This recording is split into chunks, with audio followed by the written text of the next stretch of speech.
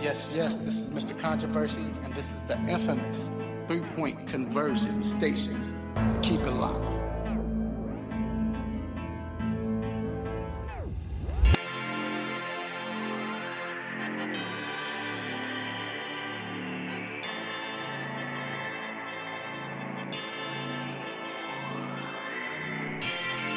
Yes. We are back inside the three-point conversion sports lounge. And I am your host, Mr. Controversy. Did you miss me? Yes, another Saturday morning. Another week without sports. Another week dealing with the pandemic. But I got you all, man. I'm here, man, providing entertainment, something to, I guess, ease your mind for the next 2 hours, or it might not ease your mind, because depending on what we talk about, you might not agree. But yes, still, give you that outlet. You know, that's what we're here for, man. That's what we're supposed to do. You know what I'm saying? It's a three-point conversion. I hope you all are safe and sound and healthy. I pray you are. Pray that your family is healthy as well. But yeah, man, it's been another week. Survived another week of, I guess, binge watching. I'm not the type that do that. But I have been watching movies. You know, the good thing is spending time with family, of course. You know, with my busy schedule I had before, I wasn't able to do it as much as I wanted to, or as much as they wanted to. But of course, the wife is happy, family is happy. It's good, man. It's good. So, like I said, I definitely can't complain. And well, I can, but I won't. And I'm not here by myself. Of course, I got the Wally veteran, the producer / co-host / man that be screaming behind the window, a silent screaming. My man G, what up, G? Yo. And I'm doing this show by myself. My partner in crime, the intellectual, was at home. He is nursing a migraine, so we're definitely praying for him that he get over that, man. But he's good, though. Nothing wrong, nothing crazy, no corona, nothing like that. So he's good. But like I said, man, it's another show, man. We have a good show for you. We have a show where you will be involved. I mean, watching, you'll be entertained, but more than likely, you'll be involved as well. We are talking about, first of all, the Hall of Fame came out. The Basketball Hall of Fame is reportedly by Shams. He came out and said that Tim Duncan, Kobe Bryant, Rudy Tomjanovich, and Kevin Garnett all got in. This is probably the best Hall of Fame class ever, you know. One of it's the best compared to fall. I know the one with Ray Lewis, that was sick. Ray Lewis, Urlacher, all of them. But this might be the best Hall of Fame induction just out of all sports. This class is dope. But we'll talk about that. Also, I want to throw in who should be in there and is not getting in. You all should know what I'm talking about. Then also talk about Eli. It's been this big debate. Shout out to Damian Adams on The Real Deal with Damian Adams show on the three-point conversion. And he was talking about Eli. Should he get in? And it sparked a big debate as far as should Eli be in the Hall of Fame. We're going to get into that. Also, we're going to do the 2-on-2 movie basketball tournament bracket. So we got characters from movies, maybe even TV shows. And we got the 2-on-2, the basketball characters. We got it's going to be interesting, man. You know, we're going to do this segment as far as these brackets throughout So that's going to be fun. Also, we have an interview with Jeff Garcia coming up. That's going to be fun as well. The former 49er, Philadelphia Eagles. Who else did he play with, G? That's it, right? Play with the Browns. And the Browns. Yeah, he did play with the Browns. Yep. And the Lions. And the Lions, and the that's right. Buccaneers. Dang. He played with the Buccaneers? Yep. He did. So, but he's going to be on the show. Man, I didn't know Jeff Garcia was a Shaquille O'Neal of football playing with all these teams. But yes, he's going to be on the show. And then we have BattleGrounds, man. It's the first matchup of the 2020 tournament. Remember, the winner gets $100. If you want to get in, you need to hurry up and let me know before we really get cracking with it. But we have Alex Strouf going up against Trey Larkin, so that's going to be interesting. And then we have our new segment, Start, Bench, or Cut, where we put up 3 players, probably of the same type of player, and then we decide on whether we're going to start them, bring them off the bench, or just cut them, period. So it's going to be fun. Like I said, it's a great show, man. Make sure you let your family and friends know that we are live locally on 1100 AM WWWE The Real. Also, we are on Facebook Live. What's going on? The 3-Point Conversion Facebook page. We're on Radio Now, iHeartRadio, TuneIn Radio, live. So just go to WWWE 1100 or 1100 WWWE, all right? It is time to get to these quick hits. Let's get it.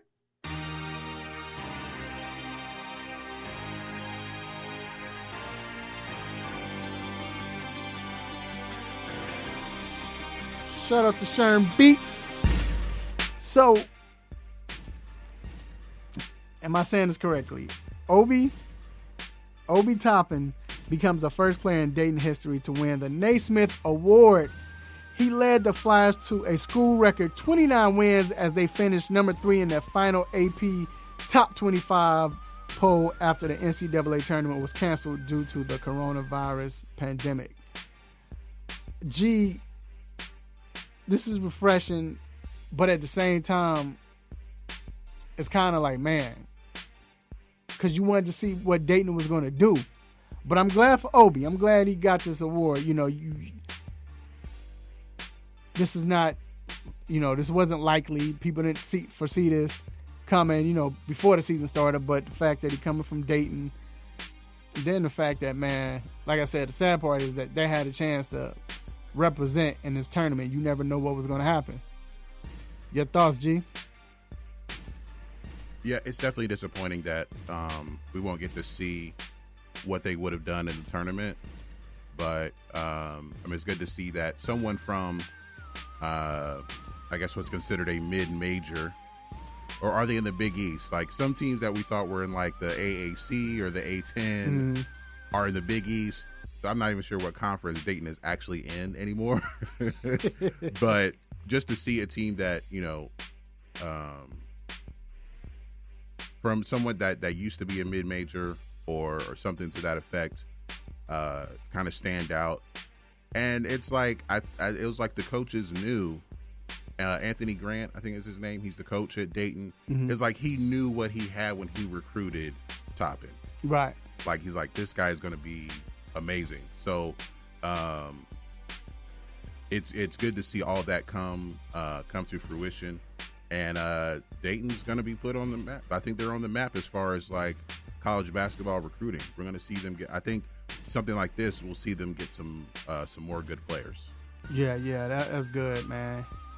I always knew about Dayton living in the Midwest, so but it's like I said, it's good to see that. And sadly, they couldn't participate in the NCAA tournament because of this bogus pandemic.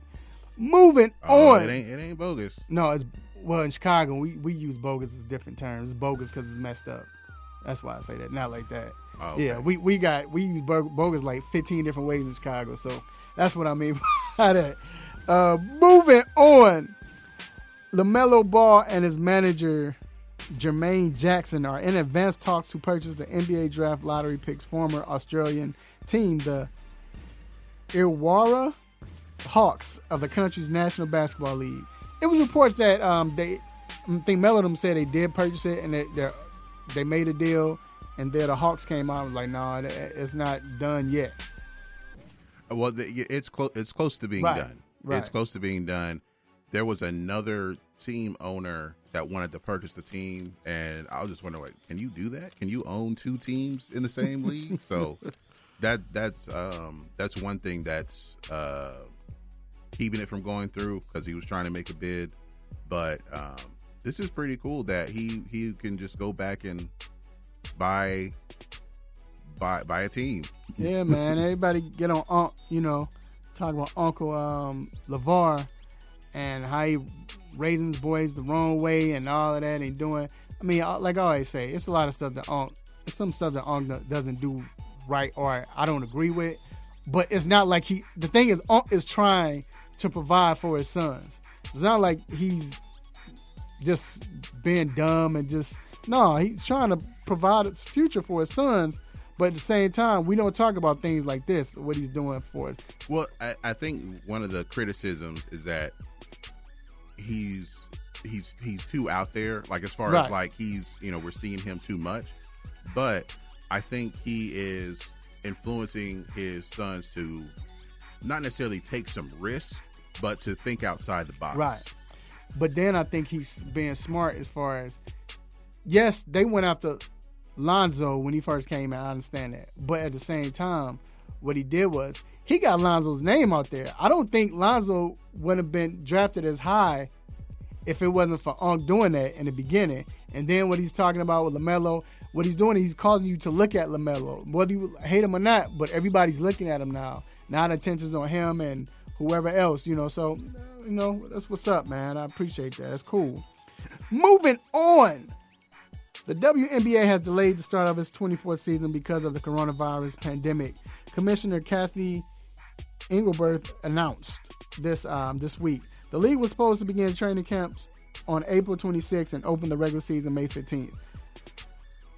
They still will conduct this draft on April 17th, as the league announced last week, which will be again at 7 o'clock, on ESPN, and will be held virtually. So that's going to be something to see. I think the NFL probably is going to follow this. I mean, they have to. They're not going to cancel the draft. And I can't see them bringing people in, like media or anybody else. So I guess it's going to more likely be the scenario with them, which is sad again, man. It's like they can't. I mean, they'll be able to walk on stage, I guess, if they do. But it's not going to be the same with the crowd and the family, and you know what I'm saying? So, but hey, shout out to the WNBA though for making things work and leading the way. Moving on, Lionel Messi and fellow FC Barcelona players, they've agreed to take a 70% pay cut to help the club manage costs amid the coronavirus crisis. Messi is the world's highest earning soccer player and athlete, taking home $127 million in 2019. Good God. According to Forbes, $92 million of which was his soccer salary and winnings, along with $35 million in endorsements. Yo, that's big right there. That's real big right there. See a lot of players giving back, but to take a 70% pay cut? Yeah, it's great that he's doing it, and you may say, well, he's not missing that much if he makes $127 million a year. But the thing that kind of bothers me is that we're seeing players, right? Yep. Give up their salary. Yep. And or make big donations. Right. But we're not seeing it with the owners of the teams. Right. Yeah, that's crazy, man. If the players didn't do it, the owners wouldn't do anything. Right. Like with the NBA players donating money to the arena employees and all that. That started with Kevin Love, and then it was Zion, right, and then it was Giannis. So why are the players all the only ones that seem to be doing it? Now shout out. Now a Hawk came in and did something. But shout out to Cuban, Mark. Mark was the first person to donate anything. He was the first. He came out and said, "Yo, he's paying the salaries and all of that." But it's like he's the only owner that has said it, and it's everyone else who's doing it. It's like after the fact. Right. No, I'm with you, bro. I feel you. I said the same thing, man. It's horrible. And last but not least, definitely not least, the Chicago Bulls have embarked on a formal search process to hire a new top executive with full authority on basketball decisions. Chicago ownership has discussed a plan with Executive VP of Basketball Operations John Paxson and Gar Farmer, our sources said. Paxson is likely to continue in an advisory role with the franchise. There are expected to be more ownership conversations with Foreman about his future. Why? Foreman need to go too. He's done horrible. I think that's code. That's code for you're going to interview for a job. Yeah, right. Or your job. Right. Some interview somebody else, take your job. Yeah. But I don't want him to do that. If he's not good enough, why would you have him pick somebody? No, we don't need that. No, he's not going to have the authority to pick somebody. He'll just be interviewing to have a job with the organization. True. Okay, I could deal with that. But they like him enough to do it that way. But like I said, man, he broke up the Bulls when we was on a run. Him and Paxson, they making dumb decisions, and they gotta go. All right, that concludes our quick hits. We're gonna take a quick break.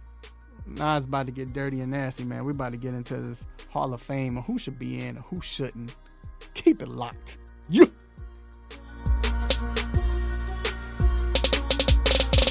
Run it.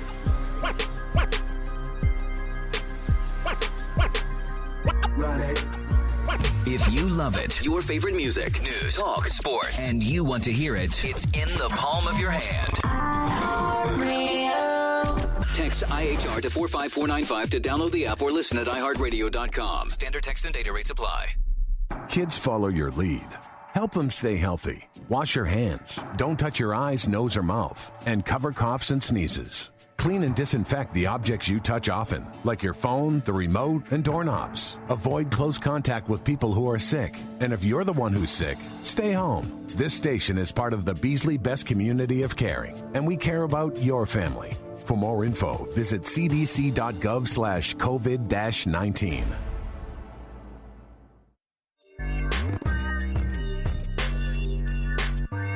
Yo, this is Champ Bailey, 2019 Pro Football Hall of Famer. I just want to give a shout out to my boys at 3 Point Conversion Radio.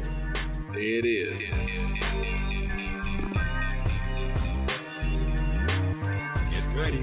From the oven to your ears, it's now time for the Hot Topic. Yes, we are back inside the 3 Point Conversion Sports Lounge. And I am your host, Mr. Controversy. And, of course, I want to shout out some people in the chat room. I want to shout out Courtney Harden. What up, Courtney? My man, Rob Johnson. What up, Rob? And shout out to Dwayne Chambers, a.k.a. Simha the Barber. Appreciate you, man, for listening. I know he's not at the barbershop, but he probably still making his family listen to the show, playing it out loud in the house. So appreciate that. All right. So as we reported earlier, the 3 Point Conversion, and Shams Charania was the first to report that Rudy Tomjanovich, Kobe Bryant, Tim Duncan, and Kevin Garnett will be elected into the Pro Basketball Hall of Fame or Basketball Hall of Fame this year, which is big. I think it's the greatest class. We don't know who else coming in, but just for those four to get in, the only one I could think of, I have to go back. I should have did some more history. I think of, first of all, it's the best class, I think, and it was better than that class with Shaq. That was a good class. But I think it's the best class, period, in basketball Hall of Fame that came in. I think it is. But I think back to the Pro Football Hall of Fame 2 years ago with what was it? Urlacher, Ray Lewis, the offensive tackle Jerry Kramer. Who else got in that? Who else was in that? I can't remember, but that was like a big class for the Pro Football Hall of Fame. But I think this Basketball Hall of Fame is the best class ever. Was Randy Moss and T.O. in that? Randy Moss is in that. And T.O., yep. Oof. I don't know. That might be close. All right, with Shaq's class, it was Zelmo Beatty, guy who played in the 50s and 60s, Allen Iverson, Cheryl Swoops, Yao Ming, Tom Izzo, and your man Jerry Reinsdorf. And see, and like I said, we don't know who else is coming in this class, but just because it's funny so Tim Duncan is arguably the best power forward ever played, so he has to be top 10. You got Kobe Bryant, second best shooting guard has ever played. He's top 10. Kevin Garnett, I don't know if he's in the top 10, but Kevin Garnett was a powerhouse. He was a beast. You know how he was. And then Rudy Tomjanovich, what he did and the coach he was. And even if he played basketball, but you think about him as far as his coaching. That NFL, though, man, that Pro Football Hall of Fame, like you said, Randy Moss, Urlacher, maybe arguably the best linebacker in the game. Randy Moss, top 3 wide receiver in the game. Urlacher was a beast. And Jerry Kramer. I still got basketball. But either or, they're good. It's good to see them in the NBA, the Basketball Hall of Fame. But my question is, everyone, who are we missing from this induction class for basketball? I'll put it out there. Why isn't Chris Webber in this class? Like, G, do you think it really has something to do with what happened in Michigan? No, I don't think that's part of it. I think he has made amends, or he's done what he's had to do to make that a better relationship between him and the school. Like, because basically when that happened, he had to stay away from the school for like 10 years. Right. So I think that may have been like when he was first eligible, that might have had an impact, but I don't think it should now. But I think people are going to look at his career and feel like he didn't do enough, or that he didn't win a championship, even though that's not a requirement. But I think people are the longer that he's not in, people are just taking the time to nitpick more and more about his career. Right. I mean, Webber, first of all, you got to look at Webber because what he did with Sacramento. Sacramento was always in the dumps. I know Mitch got him in the playoff series or 2, I think. I think it was 2, I don't know. But I know he got him at least once. Mitch Richmond got the Kings into the playoffs. But Sacramento was like the old school Clippers of the NBA, or the Tampa Bay Buccaneers of the NFL. This is the thing with the Hall of Fame. Like, they're going to look at your accomplishments in college and pro. Right. So it's the Basketball Hall of Fame. My apologies. Yeah. So, I mean, with Webber, 5-time All-Star, 5-time selection to the All-NBA team, first, second, or third team, 5 times overall, All-Rookie first team. He's led the league in rebounding. And in college, he was an All-American. He was a freshman of the year. Of course, he helped lead the Michigan to 2 championship games, even though the NCAA says they don't count anymore. But look, right, it happened. So he should be in. Like, I don't see why he's not in. career 20.7 points, 9.8 rebounds. I mean, he had a great career. It's a Hall of Fame worthy career. Yeah, and like I said, he brought that Kings franchise to where they were now battling with the Lakers. Probably besides the Spurs, the Lakers' biggest, I guess, how should I put it? Like Lakers had to go through Sacramento. Even one year Sacramento had home court advantage. Like, so I don't understand that. So now it brings me to this question.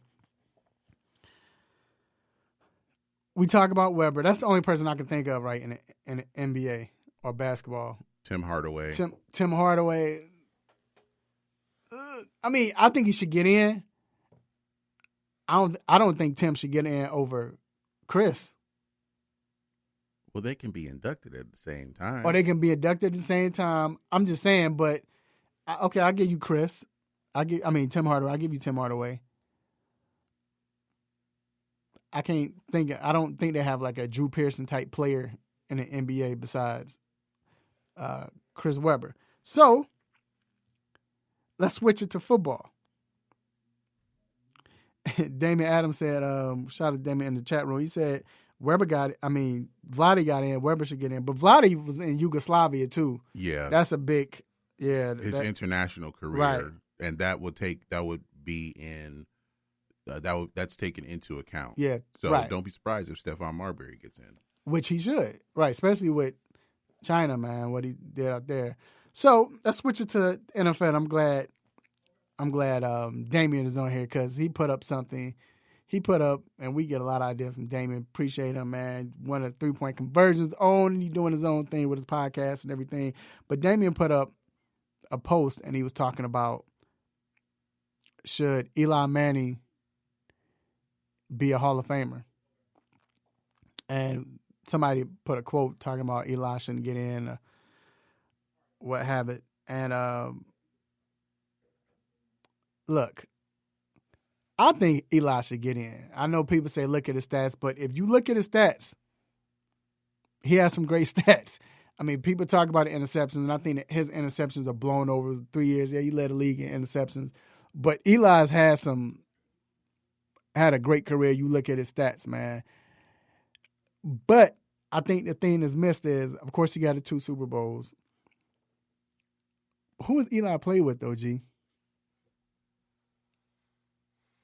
Well, he had Tiki Barber for like 2 years. Tiki was good for 2 years, 2 or 3 years. They had a great running game, I think, with Bradshaw and Jacobs. I'm not saying they're Hall of Famers or anything, right. but that helped. He had good receivers. Ooh. Only person I could think of that was pretty good. He had Shockey for a little bit. He had Manningham and Nix. I mean, I'm not saying they were great Hall of Fame caliber players, but I'm saying he had good players around him when they were a good team. Because Shockey, I think he played with Shockey maybe for his first 2 years, 2 or 3 years. Well, no, it was more than that. Because Shockey was on the team when they got to the Super Bowl. Right? He was because Eli came in 2004. I think he got hurt that year. I think Shockey got hurt that year. And then Shockey was going after that. But that was 2004 when Eli came in, right? Yeah. So, wow, that was his 4th year that they got to the Super Bowl. Wow.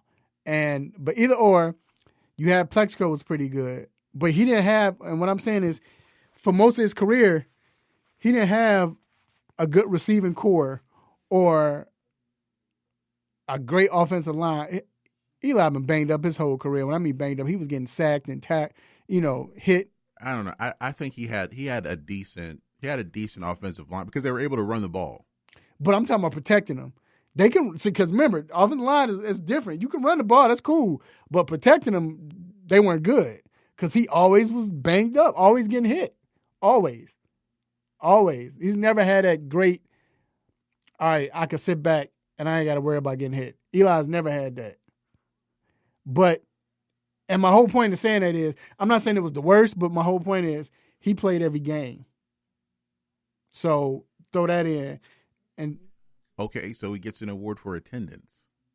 But this is football. This is not going to school. This is football now. No, that is the equivalent of attendance. So you saying that doesn't matter? And I'm saying it doesn't matter. I'm saying you putting too much emphasis on him playing every game. If you're talking about a quarterback, especially the quarterback he got position, a career 500 record. He was never an All-Pro.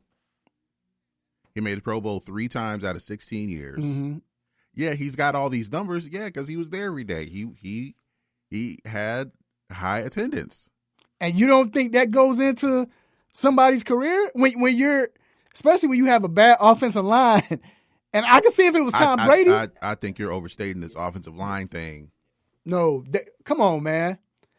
First of all, we can go back the last 6 years. He had ask any New York Giants. Hopefully, it's a Giant in chat room. Ask any Giant what they've been complaining about for the last 6 or 7 years. No, his offensive line. Eli. It's been his offensive line. So with his offensive line, Eli and him making that face, and that offensive line, because he ain't had no offensive line. How many times been banged up, separated shoulders? Come on, man. Let's be real. And like I said, the quarterback. We always talk about how the quarterback is a weak. That's a weak. I guess they're weak or whatever because they're soft. And no, when you talk about you getting hit and you don't know who hitting you and people diving at your legs and all that, and you still got to throw the ball. Come on, man. You got to put that in, the fact that he's played every game. Well, yeah, I mean the numbers, the counting stats, the yards and the touchdowns. It's gonna look like he's a Hall of Famer. I mean, I'm not against him being in. But I don't think he's not going in unanimously. I'm not saying he's going in first. No, I'm not. He may get the minimum required votes. Right, and I'm not saying he's first ballot. I'm not saying none of that. The argument was, or the debate was, will he get in the Hall of Fame? Why not? And I'm like, 2 Super Bowls. Like I said, he showed he's a tough guy. Because only Brett Favre is the only other person. He missed a game his last, but whatever. That was his last season. But you got to count that in. Then before we go, I got to ask you: should Super Bowls be one of the deciding factors to get you in at any position? No. And I agree, even though it is for quarterbacks, because you don't look at running backs. Well, he ain't getting no Super Bowl rings, but with quarterbacks, I mean I don't think it matters for quarterback. I mean, Dan Fouts is in, and he never got to a Super Bowl. Right. I think Phillip Rivers is going to get in, kind of in the same vein as Eli. And I think and Rivers hasn't even. He sniffed the Super Bowl, but I would say that's why I would think Eli would get in, because people threw in Rivers like. People like this. Jim Plunkett isn't in, and he won 2 Super Bowls. Right. He may never get in because. People are going to hold a bunch of things against him, and he's not going to have the stats because he played in a different era where they ran the ball more. So if that's the case, so you still say Super Bowl shouldn't do? You think it hold a little weight? No, for the quarterback, or should it? I should say it shouldn't. It shouldn't. I agree, but what we live in, because basically look at the body of work, and you ask yourself, is this guy a great player? Mm-hmm. If you say yes, then he should be considered for the Hall of Fame. It doesn't matter as far as it's an individual award. Right. And I think that, what if Eli Manning won those 2 Super Bowls and he had games like Ryan Tannehill just had in the playoffs, throwing for 94 yards. Well, that didn't happen, but right. I feel you. I agree. But they won those 2 games despite how he played. Because it's like your boy that Trent Dilfer. Of course, everybody always go back to him. I mean, there are a lot of Super Bowl winning quarterbacks that aren't going to be Hall of Fame. That one Super Bowl MVP, Doug Williams, is not going to be in the Pro Football Hall of Fame. I mean, of course, you got to have a career that, you know what I'm saying? Yeah, but I'm saying like the Super Bowl, it doesn't hold that much weight, and and just because someone has all the counting stats, I don't think the Super Bowl should have all of the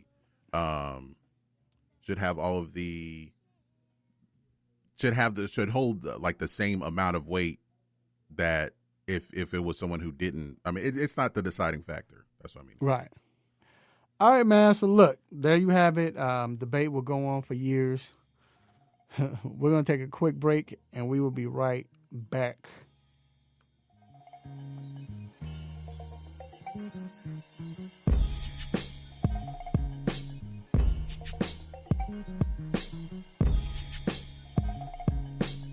Hey folks, Handsome Josh is here to reveal some big news to all the AM 1100 listeners. I have an app.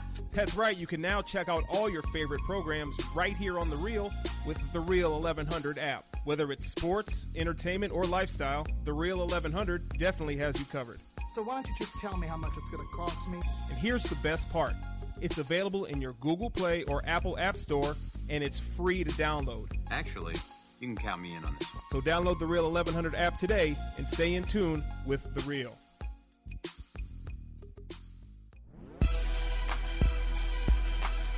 What's going on, guys? It's John Collins from the Atlanta Hawks. You're listening to the 3-Point Conversion Radio.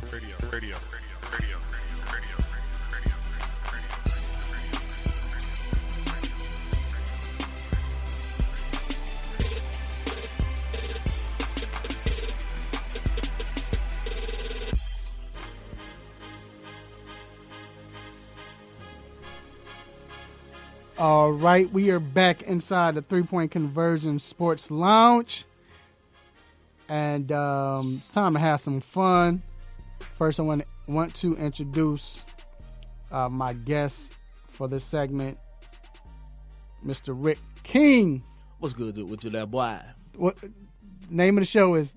Talking Random-ish. Talking Random-ish every Friday night on the station. 9 to 10 with your boys, King and Sane. That was some good old-fashioned barbershop style conversation. Yep, that's what we definitely need that right now. Boy, what you talking about, man. All right, G. So we're going to let G take over. This is the 2-on-2 movie basketball / I guess TV tournament. This is about to be some fun, y'all. All right, G. All right, so we got to have a 2-on-2 tournament of movie and TV characters. And that, like, look, do not argue with me about seeding or who was left out. The rules are you had to have been in the same movie or on the same TV show. And none of the characters can be portrayed by professional basketball players. Right. Okay. So for the most part, these are fictional. So we're going to start with the number 1 seed because they kind of inspired this whole thing. Got Sidney Dean and Billy Hoyle from White Men Can't Jump. Billy Ho. Billy Ho. Mm-hmm. And they are up against the number 16 seed, Jackie Moon and Coffee Black from Semi-Pro. I don't think you gave Coffee Black enough love. I just need to go out and say that right now. See, he already going against what you just said. I just need to put that out. I got to stand up for Coffee Black. Coffee Black, you ain't put enough respect on Coffee Black name. But I'm going with Sidney and Billy Ho. Yeah, you got to go with Billy Ho and Sidney, man. That was when you think about basketball and movies and characters, whatever, those two right there, they were like the ones that you said, okay, them jokes look. I mean, even though I always say this, well Billy Ho was balling. He looked like he had game, like yeah. And Sidney had game. You know, even though he traveled at the end with that spin around move in the final game, hey. But for the most part, inspired James Harden. Right. Oh, okay. But for the most part, they had that connection. So we're going with number 1. That's an easy one. And Billy Ho had probably the best line in the movie. When I come back, I'm gonna put my money where my mouth is. Right. Yeah. Probably the best line in the whole movie. Yeah. So yeah, we're going number 1. But you need to put a little bit more respect on Coffee Black name though. I just want y'all to know he started the alley-oop. Okay. Sure. Mm-hmm. Whatever. All right. All right. The number 8 seed, Antoine and Kenny Tyler from the 6 Man versus Shorty and Drano from Sunset Park. Ooh. So wait, was the sixth man. Correct me if I'm wrong, because I watched the movie. Antoine's the one who died. Okay. And he kept and he playing through somebody. Yeah. No, he wasn't playing through somebody. He was just there to guide the ball and all that. Yeah. Okay. Yeah. And he did like throw someone against the backboard. Yeah. But even when he was playing, he was supposed to be nice. But I'm going. Yeah, I gotta go with Shorty and Drano, man. I gotta go with. Yeah, I'm going with Shorty and Drano because Marlon's character Kenny. That was Kenny, right? Yeah. He was garbage. He really and he only had help because Antoine was helping him through the. Yeah. So without Antoine, they would have missed the tournament. Right. Okay. So we're going. We're going Shorty and Drano. All right. Y'all are y'all keeping up with this? Yes, sir. I got it. Okay. He got it. All right, cool. All right. Number 4 seed, Kenyon and Timo from Coach Carter. That was the one who got Ashanti pregnant, and then the Latino dude who got thrown against the wall in the first practice. The fro? with Fro. Yeah. Cruz. Pulling up for 3 on the break. Yeah. Is that Cruz? Yeah, that's Cruz. Man, that's Cruz, the Look, man. they call him Timo or Right. Timo Cruz. You know what I'm talking about.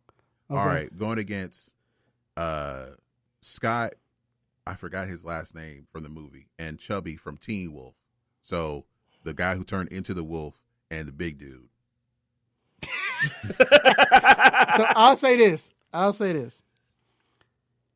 Scott, and thing with Chubby could set picks. Yes. And Yes. set picks. He might get a rebound or two, but he could set picks. Yes. He's going to be an enforcer on the defense because you run up against him, he's going to be that solid. So people going to be scared to come in. But dude, Scott you can't tell me that was the first dude I saw. I remember I watched that. I know I shouldn't say this, but whatever. I remember watching that movie, and I remember I said, Mama, when I saw that wolf, Mama, that wolf, I ain't going to say it. But that dude had rhythm and all of that. He was. I gotta go with Scott and Chubby, dog. Man, Kenya was a baller, all around game. Yeah, Kenya was nice. Kenya, and then you can hit Cruz in the corner. But he wasn't gonna stop. You can't stop Scott. His game was better than Scotty's game. Who? Kenya? Kenya had all around game. Scott. Come on, dog. Only reason Scotty had an ounce of game because he had to turn to something. But that's him though. He had to turn to something. But that's him though. On the regular, just at the regular, he couldn't hit. Well, we've seen Jordan and Kobe. When you get them upset, they turn into something, and then they start balling. Jordan was a killer. Jordan wake up killing. Right, but when you turn them to something, that's something else. But no, I got to. And then you had Cruz. Cruz is good for sitting in the corner. And he gonna make the coach mad. Okay. He the guy that's saying, no, good shot. Right. I gotta go with Kenyon and Cruz. I guess because Scott can't do everything. But and then Fat Boy, like you say, he good for setting a pick. I gotta go with Kenyon and Cruz. I'm with you. I go with Kenyon. I got Kenyon. I'm with. All right, and on this side we got number 5 seed Saleh and Jimmy from the air up there against. I debated who would be Will Smith's partner from The Fresh Prince, but I decided to go with Marcus Stokes. Ooh, Marcus Stokes was a baller. Ooh, yeah. That was a classic matchup between him and Will. Marcus Stokes was the baller, man. I got to go with them, man. Yeah, I'm going with them, dog. Yeah, I got to go with Will. Stokes is the baller. Yeah. Will was his game was alright. He wasn't really that good like that, but Marcus was the baller. Yeah, Will was that team. Only reason why I give it to Will, another reason, is because Will was the first person we saw where he had to pass it to Will. So, but everybody on his team was whack, was bogus. Yeah. See, another time I'm using it was bogus. So because of that, Will looked like the superstar. Yeah. But Stokes, Marcus was a beast. But old girl, she took Will though, didn't she? Even though we never got to see her play. We never saw her play. We got to see Tyra Banks play, but she was supposed to be in the right. ball. Yeah. But I'm still going with them, though. Yeah. Because Marcus was the ball. All right, so on the other side, we got number 2 seed, Shep and Kyle from Above the Rim against number 15 seed Calvin and Tracy from Like Mike. Is that him with the shoes on or without the shoes? With the shoes, yeah. All of that come with it. You gotta know. But I think they had a small disadvantage because Shep had Nutso. That's 3 on. He had the inspiration of Nutso. I feel that Nutso should have had somebody that been in this too. Cause Nutso was a baller. You see how the defense. All he did was slap the backboard, and he did it too hard. And what happened to him? But you see who was Shep out there playing against by himself? He was playing against Nutso. Right. The ghost of Nutso. He was playing against Nutso, man. Y'all put some respect on Nutso name, man. But I'm going with Shep and Kyle. Oh yeah, hands down. Hands down. All right. We got number 7 seed Quincy and Monica from Love and Basketball versus Odin and Hugo from O. From O. O was is one of the movies you had to watch. Like I said, it was the beautiful white girl who always dated the black guy. Okay. Yeah, her character again in his Omar. Is it Omar? Oh. Who's playing O? No, Mekhi Phifer. Mekhi Phifer, yeah.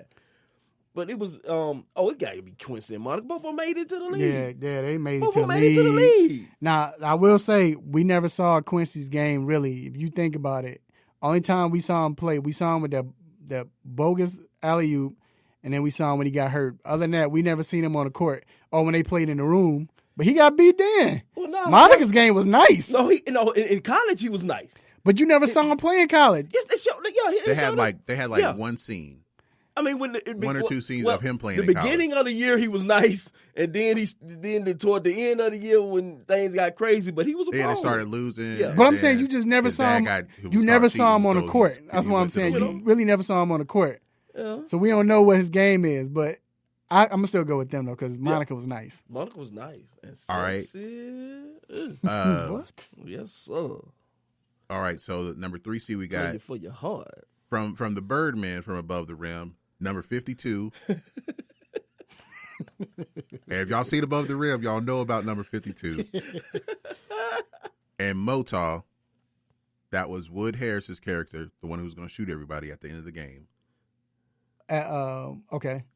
Against Joanna Man and Michelle.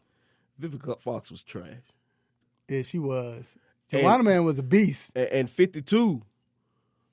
I mean, 52 was the man. He passed the ball to himself. He threw an outlet pass to himself and threw down a 360. Hey, man, 52 was that dude, man.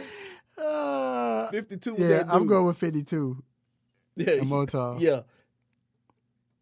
Okay. All right. So they'll move on. And then the last first round matchup, Junior Battle, and Damian Carter from Coach Carter against Eddie Winslow and Steve Urkel. We make it quick. I'm gonna say Eddie was garbage too. Urkel was a beast. Urkel had game though, yeah. Eddie was garbage, but Urkel might help him. I'm gonna go with the upset, man. I'm going with Eddie and Urkel. What's funny about with Eddie and Urkel, I saw the episode where Eddie's on the high school team and Urkel is the team manager, and then like all the players are getting hurt or they're fouled out or something. So Urkel went in the game. Yeah. And there was a scene where, like, they're starting to score and everything. There's a scene where you see Steve, like, standing, and he's about to throw an alley-oop to Eddie. But you see this shot of Eddie running right towards the camera. I know, and right. He clearly jumped off a trampoline. Yeah. Right. Yeah, I know exactly what you're talking about in high school. Yeah. But I'm going to go with them, though. So Eddie and Steve? Yeah, all I'm right. going to go with them. But, I mean, if we going from talent, I mean, in ball, you got to go with Junior and Damian. Because Junior was the center. Yeah. And he ended up battling against the man, and in the end, man had to give him love because Junior was a baller. And then Coach Carter's son, that dude was wet. So you got, G, you final. You going with Damian now? Yeah. Okay. We'll go with them. Yeah. All right. So we got to. All right. Get this going. So second round, Sydney and Billy against Shorty and Drano. Shorty and Drano. Sydney and Billy. Yeah, you got to go Billy Ho. Mm-hmm. All right, we got Kenyon and Timo against Will and Marcus. I'm going Will and Marcus. Once again, I got to go with them Coach Carter boys. I'm going Will and Marcus. I got to go with them Coach Carter boys myself. Because remember, Marcus was a baller. He was number one talent. He was like, yeah, but Will was all right, but who you got?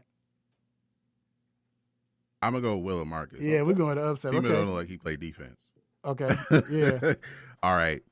On the other side, we got Shep and Kyle against Quincy and Monica. Woo! It's a mean matchup here.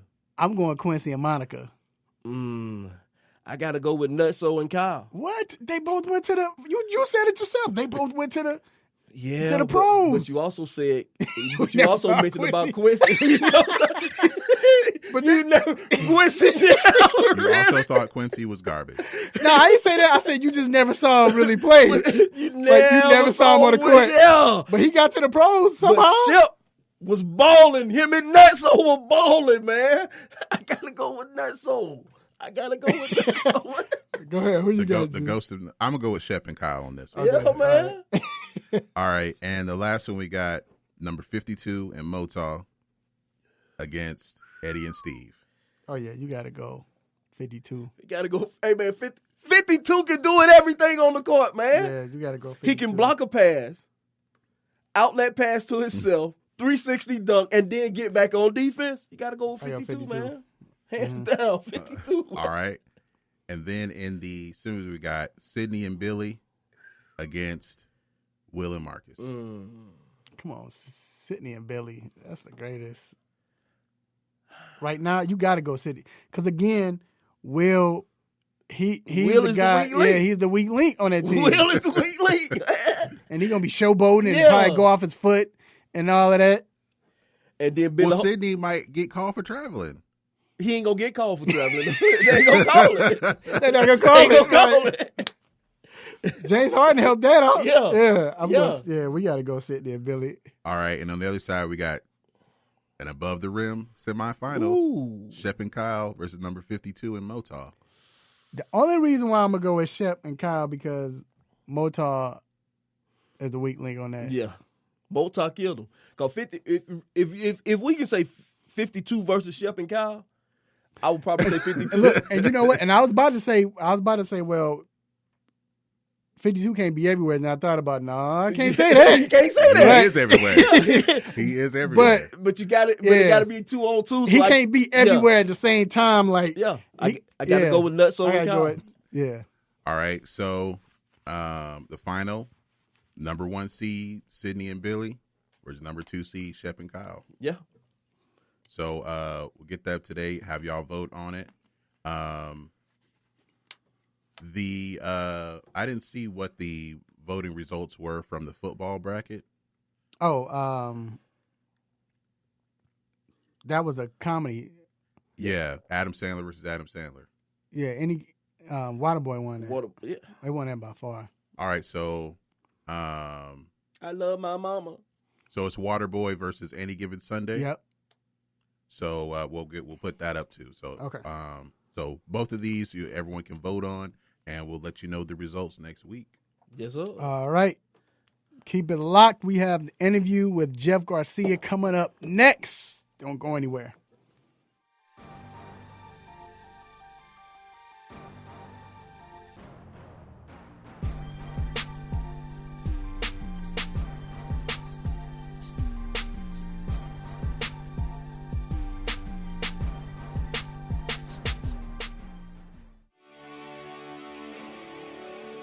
Have a sports injury?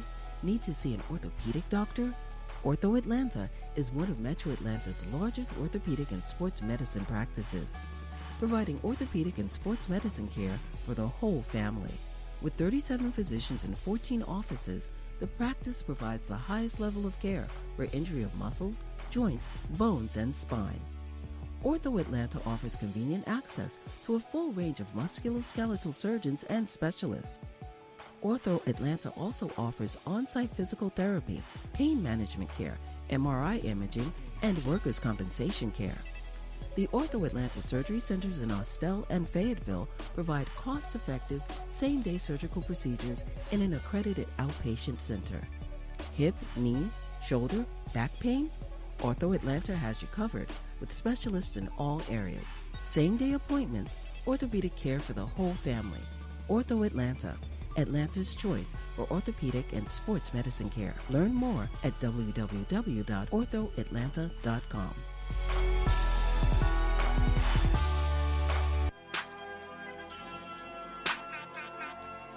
What's up, people? I'm Real Mike Robb, Super Bowl champion of the Seattle Seahawks. You're listening to 3-Point Conversion. Let's get it.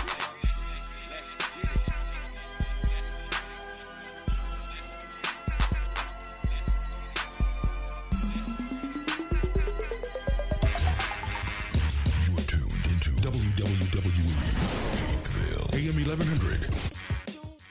The opinions expressed during the sponsored programs on this station are strictly those of the program hosts, guests, and callers and are not necessarily those of Beasley Broadcast Group, this station, its staff, other advertisers, or agencies. Welcome back. We are here on Thursday at Radio Row Live, the 3-Point Conversion Sports Lounge. I'm Mr. Controversy, my man D Intellectual over there. We have a special guest. We have a 12-year vet, or played 12 years, a 4-time Pro Bowl quarterback for the San Francisco 49ers and others. My man, Jeff Garcia. How you doing today, Jeff? I'm doing great, guys. Great to join you, man. Yes, great to have you. So let's get to the good stuff, because you're here promoting Athletes Preferred, where you're promoting health, wellness, pain management, and recovery. Can you talk a little bit about that? Yeah, you know, as a former athlete, I'm all about health and wellness and really looking for those products that can benefit me and my lifestyle, and really from a positive standpoint. So what this is a CBD line. I know that a lot of people are talking about CBD. People need to be educated that it's not going to make you high, that it doesn't have the THC in it, comes from a hemp plant. But we have a whole product line at athletespreferred.com that are going to benefit your health and wellness. When you talk about anti-inflammation, joint pain, just minor aches and pains, especially as an athlete. We go through all of that. This will help you. This will benefit you. We have capsules, we have ointments, we have lotions, we have the oils. And it's just one of those things that I have learned more and more from over the past couple years, and have become a big advocate for. And if it helps me feel better, not just physically, but mentally, that's something that I want to be a part of, and I think this can definitely benefit a lot of people out there. Absolutely. Now let's talk about your playing career. You weren't a first-round pick, you know, and you went through your difficulties getting to the NFL. What was it in you that drove you, that made you do that, made you say, I'm not going to give up. I didn't go this way. I'm still going to get there. Right. I think just that people always were doubting me, and it would just add fuel to my fire. I wanted to prove people wrong. I feel like, first of all, you have to be mentally tough in order to handle a lot of that critiquing or criticism, in the sense that people are trying to deny you what you truly believe you have the ability to do. And so coming out of college, as much as I was a record setter at San Jose State in 2.5 seasons of starting, I was the MVP of the East-West Shrine game. People in the NFL didn't want to give me that opportunity. They looked at me and they're like, well, he's not big enough, he's not this, he's not that. Everybody back then was looking for the next Troy Aikman. They wanted 6'4", 225. They didn't want Russell Wilson underweight back in the day. You know, I think I was a little ahead of my time. Maybe if I'm coming out today, it's a different story. Because the game they play today is the game that I was playing 15, 20 years ago. But that being said, I'm so grateful and thankful for the opportunity that I had to go play in the Canadian Football League, to earn my stripes, to battle, to overcome adversity, to learn how to be just mentally and physically tough, and just continue with the focus to go after my dream and live through those goals that I set for myself. And eventually, hey, that door cracked open, and you got to be ready for those opportunities. You can't let an opportunity pass you by and think afterwards, gosh, I wish I would have prepared better for it. I know that I'm capable of being there, but I wasn't ready on that one day. No, you may not get another day. So you got to be prepared for that opportunity. When it strikes, when it presents itself, you knock it out. Do you think that the social media era today helps these athletes, especially the ones that's not getting all of the pub and everything?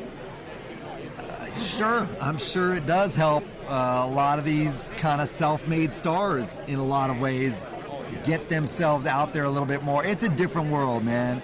I'm still struggling to kind of warm up to it. It's not a natural thing for me, and the self-promotion has never been what I've been about. And so, but I can't knock them for doing it, because there's a lot of opportunity that's coming out of it, and people keep pushing themselves out there and showcasing themselves and their talents and their abilities. And because of social media, there have been a lot of stars that have been recognized that may not have been recognized, but there's also been a lot of negativity that's come out of it as well. And so being able to decipher the good from the bad and separate yourself from that. I mean, I deal with it with 4 kids now. I have an 11-year-old daughter and 10 and 9-year-old boys and an 8-year-old daughter, and they all want to have cell phones. They all want to be on social media, and I'm like, you don't need any of that. I didn't have it growing up. I had Atari, which had 2 games, and I didn't like it, so I went outside and played until the lights came on, And that's what I'm like, go outside. Come on. Well, Dad, come and play with us. Come and throw the ball with us. I'm like, there's 4 of you. You have your own little team. Go do it yourselves. But you know what?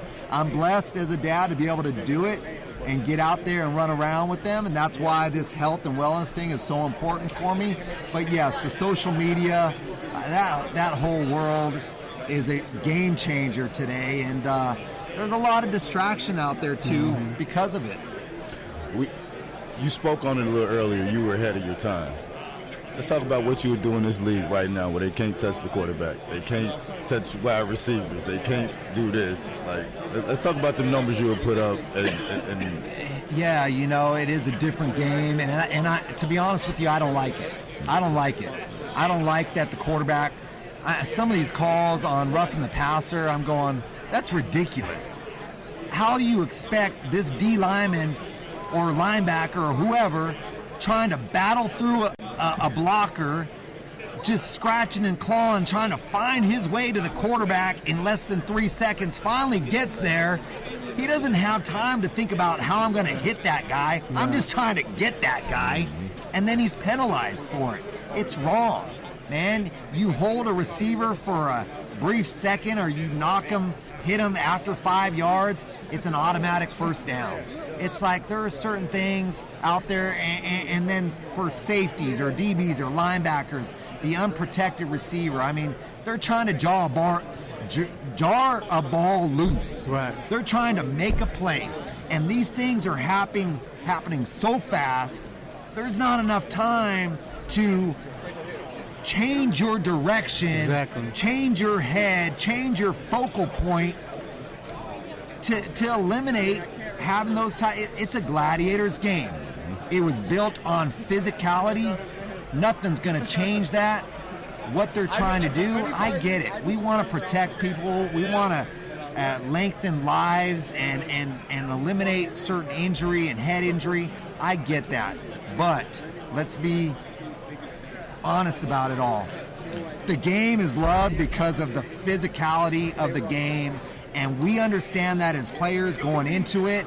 We don't expect anybody else to protect us outside of ourselves protecting us. I think it's wrong. And ladies and gentlemen, this is a quarterback. This is a quarterback saying this. Absolutely, man. Hey, if I wasn't aware of my blind side and I took a shot in the back of the neck, hey, that's not, I mean, obviously, hey, you're like a left tackle.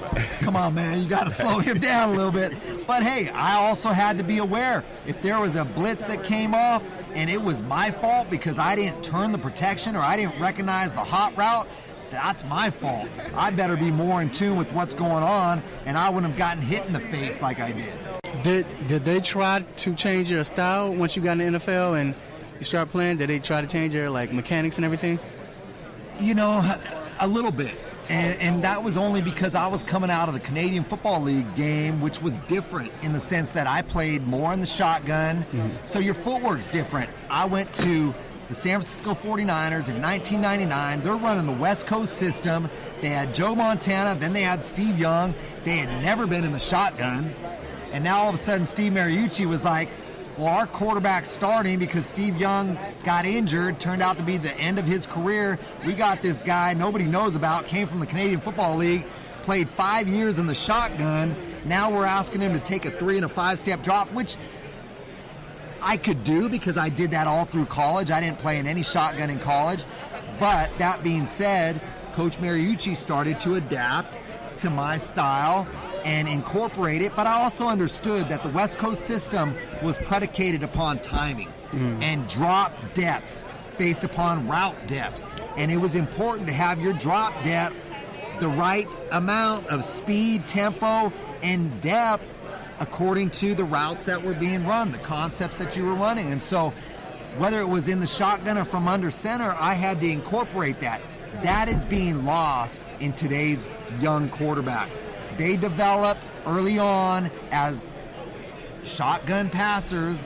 They don't have the proper footwork that you need to have in order to excel. Let me take that back.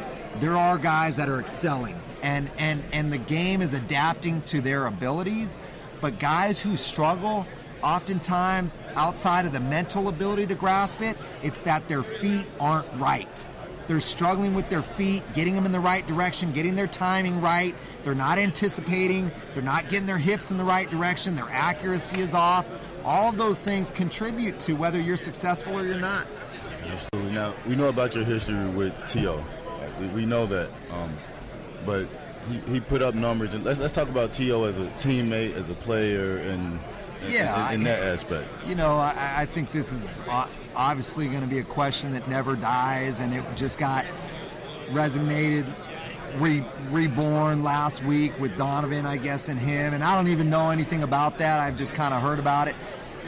T.O. and I had a great working relationship as teammates on the field. I knew what he was capable of. I needed to get the ball in his hands so he could be a difference maker. When we played together in San Francisco, we were two of the top quarterback-receiver duos in the National Football League.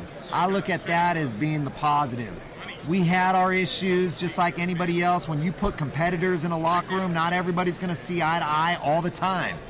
We've been able to squash those issues and move on as men who have matured and who have grown and who understand that, hey, maybe certain things weren't always handled the right way. Hey, I was happy for him when he finally did get into the Hall of Fame. It should have been a first ballot thing. It didn't happen for whatever reason. But when it did come up again, I was a huge advocate and spoke highly of T.O. as a teammate and as a competitor on the field. I knew that he was going to be a beast in practice and on game day, and that's all that mattered.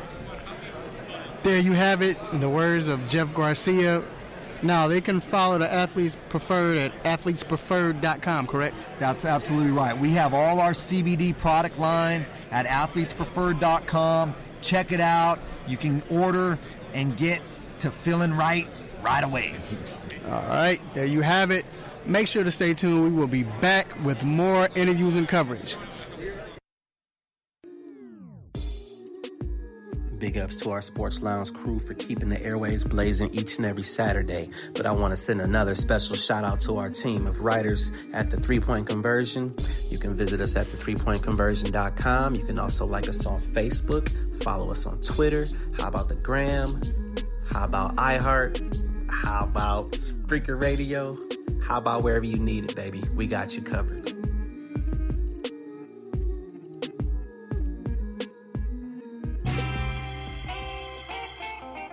No mercy. Don't let up on him. Go hard on him, Mr. Controversy. Hit him with the stop it button.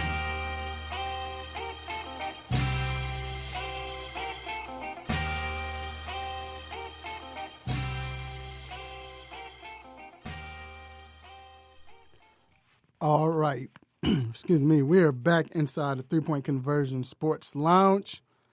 And I want to definitely thank everyone who was listening or watching live. We appreciate you, and we thank you for your support.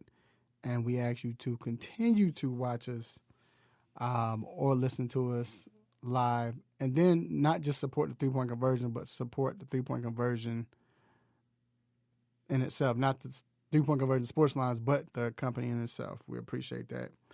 And now it is time for the most infamous, the most famous Stop It segment. Let's get it. Stop it. Stop it. Stop it. Stop it. Stop it. Stop it. Stop it. Stop it. Yes, S-T-O-P, new word, I-T. Stop it. Stop it. Get some help.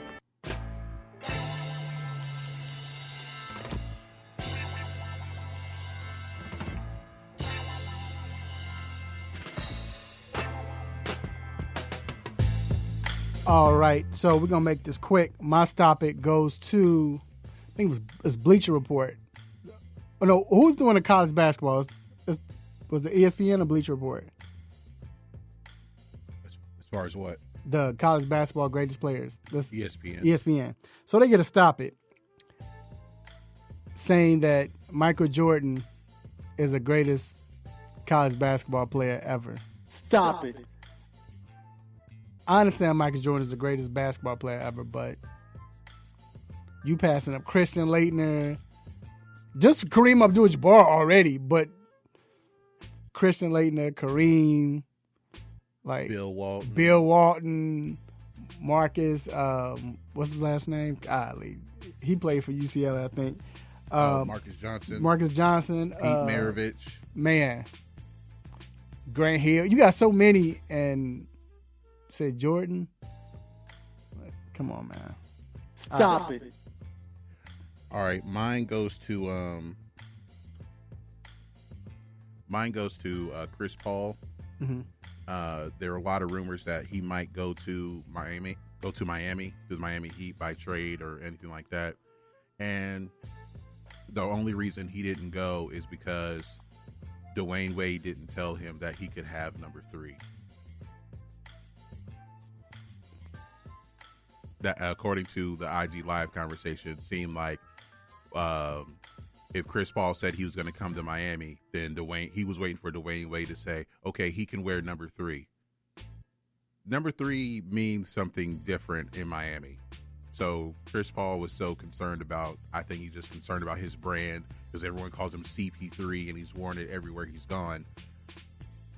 No, man, that number's not coming out of the rafters or coming out of, or being put back into circulation just for you, compared to what Dwayne Wade has done. Right. So, I don't agree. Yeah. That just wasn't going to happen. Stop it. I can't see that anyway. I don't believe that, but I don't believe that anyway. That's crazy. Well, all right. That wraps up the Stop It segment. Keep it locked, and we will be back for BattleGrounds. Keep it locked.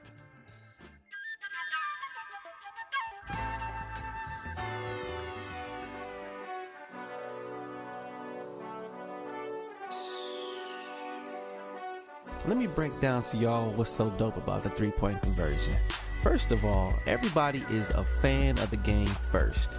Second of all, everybody is a student of the game second. And third of all, we're the average sports fan just like everybody else. We're not coming in here, walking with our nose tipped high, acting snooty, acting brand new. This is a grassroots organization, bar none. The 3-point conversion, where fans' opinions matter. Be sure to visit the website www.the3pointconversion.com. Get your fix, get your articles, multimedia, and everything else that you, as a sports fan, need. So again, the3pointconversion.com. It's where it's at, man, where fans' opinions matter.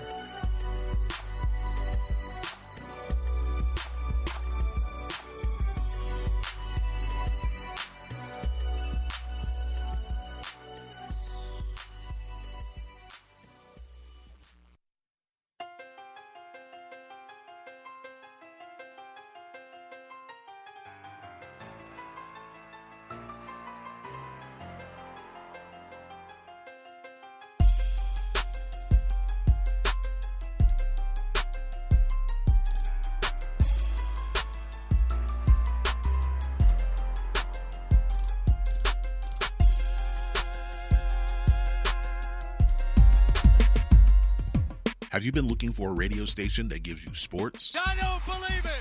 It's a touchdown. entertainment, Are you not entertained?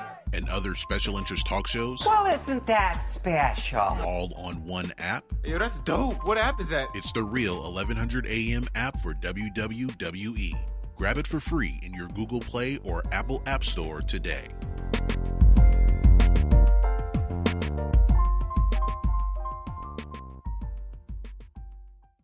Kids follow your lead.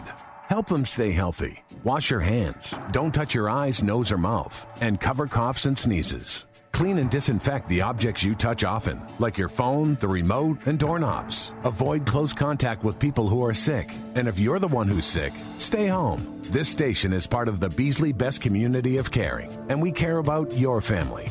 For more info, visit cdc.gov/COVID-19. There's a lot going on in the world, and your world is always changing. That's why it's important to stay connected. The latest news, the latest entertainment, the newest music. If it's in the air or on the air, it can be in the palm of your hand, wherever you are, with the iHeartRadio app.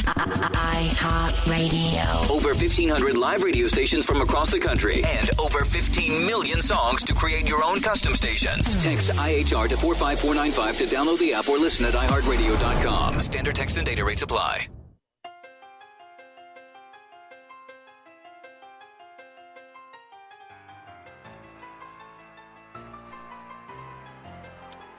We are back inside the 3-Point Conversion Sports Lounge. About to get it in. So you hear that music, you already know what it means.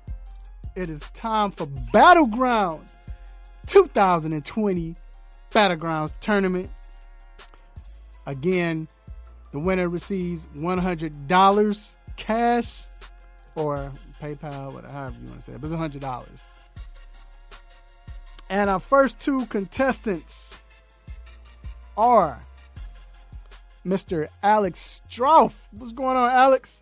How you doing, Mr. Controversy? Appreciate you having me on this morning. And I'm ready to get to it, man. The long-awaited debut is here. I'm glad you're ready, man. And then we got Mr. Trey Larkins. What's going on, Trey? Nothing much, Controversy, man. How you doing? I'm good, man. Hey, man, this is it. This is the tournament. This is it. We waiting for y'all. This is, you know what I'm saying? Waiting for this tournament. Couldn't get here fast enough. So we are here with the BattleGrounds tournament. This is the first round. And if this is your first time listening to this, just go over the rules. Say first time participating real quick. We have 3 rounds. We will ask 1 question per round. And each contestant gets to answer the question. How it goes is the first contestant that goes first gets 30 seconds to come up with their answer. After the 30 seconds, they have up to 30 seconds. If they know it, then they can just say, okay, I'm ready. Then I'll give them the count. Then we're going to change it this year. You get up to 90 seconds to present your answer and your debate and your argument. After the first contestant get done, the next contestant goes. They would jump right in on my count, and then it flip-flops the next segment. So, it's 3 rounds. We need your votes. Remember, don't just focus on the answer, not just if I say who's the best 49ers backup quarterback, you say Jeff Garcia. Make sure you got to expound on the argument. Listen to the argument. And I don't know which one it is. If y'all can turn y'all radios down, we can hear a little feedback. But, all right, it's time to go.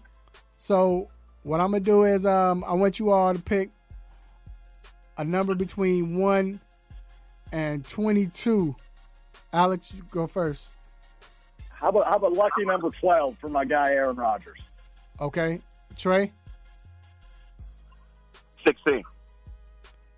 All right, so Alex, you go. The number was 9. They never get this. Okay, 9, so... All right, so Alex, what do you want? You want to go first, or you want Trey to go first? I'm going to let Trey lead, and I'll follow. I'll go second. Okay. All right. So, first question, gentlemen. Name. Hold on. All right. Name the number 1 must-see TV college football player since 1990 not named Reggie Bush, Michael Vick, Tim Tebow, Randy Moss, or Johnny Manziel? I'm asking the question one more time, okay? Name the number one must-see TV college football player since 1990 not named Reggie Bush, Michael Vick, Tim Tebow, Randy Moss, or Johnny Manziel. Trey, you have up to 30 seconds. You have 30 seconds to come up with your answer, okay? And just let me know when you're ready. No looking on the computers, y'all. Don't be trying to, even though these type of questions you can't really look, but this gotta come. We wanted to come from the dome. And again, everybody, let me know, whoever's listening, if you're ready, if you want to go ahead and come in this tournament and compete, I got you.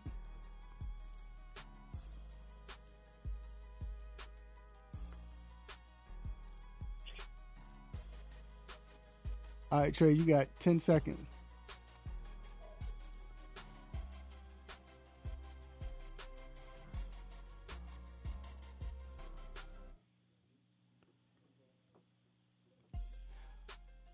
All right, Trey, let's go now.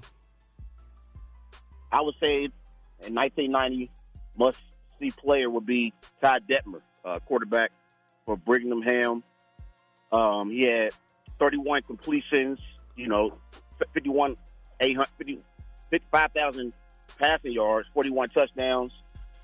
He played well at a sensational level, and he did a good job passing the ball down the field, throwing the ball to different receivers, and I believe that he did an outstanding job for Brigham, and basically being the quarterback for that team. He was the leader at the time for that particular squad. And, he did an outstanding job overall. Like I said, when you have 41 touchdowns, he was getting the ball in the end zone at an elite level. And, his completion percentage, having 361 completions on the season, that's pretty outstanding. He didn't do too well in the NFL, but at the collegiate level, at Brigham Young University, I believe he did an outstanding job, and he warrants some consideration for being must-see TV as far as being a player at the collegiate level. All right, Alex, it's on you. Let's go now. Let's go now, indeed. Now, I'm going to go more recently, right? I'm going to give more of a recency bias. We flew way back to 1990 with Ty Detmer. I'm just going to fly back a couple of years, and it's somebody we're all very familiar with that made you sit down and pay attention to Louisville football, which nobody's paying attention to now. It's a guy named Lamar Jackson, the reigning National Football League MVP. He was a Heisman Trophy winner his sophomore year of college. Junior year, he did pretty much again. Another Heisman finalist that year. He had more passing yards his his junior year than he did his sophomore year. The guy was phenomenal. He was great on the ground. He was great through the air, over 3,000 yards passing both his sophomore and junior years, over 1,500 yards rushing, over 15 touchdowns on the ground both his sophomore and junior years. When we look at must-see guys at the college level, these are guys that ESPN are going to go out of their way to show. These are games that we're going to go out of our way to sit our butt on the couch and say, hey, this quarterback from Louisville is pretty darn entertaining. And Lamar Jackson made us do that, and obviously he's making us do it yet again in the National Football League. My answer is Lamar Jackson. All right. That's round one. So round two, Alex, you go first.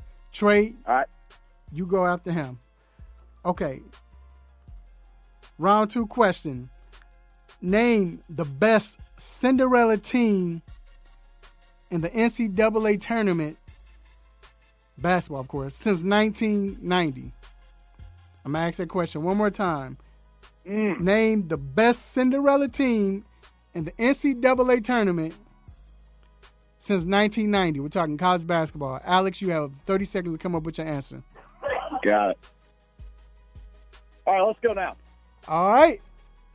Let's go now.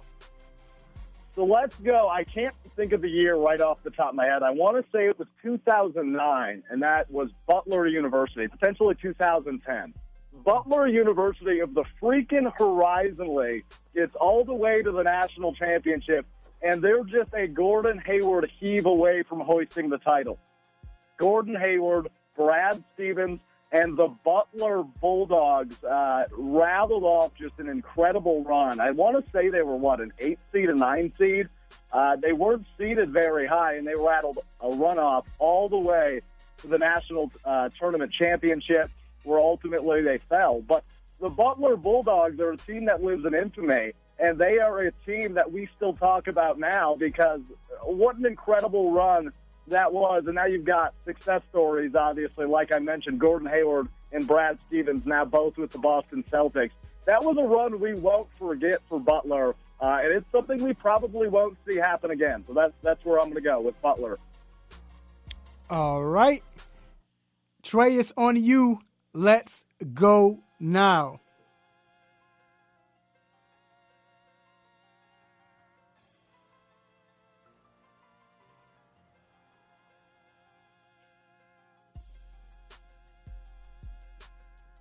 Trey, you still with us? Oh, I'm here. Sorry about that.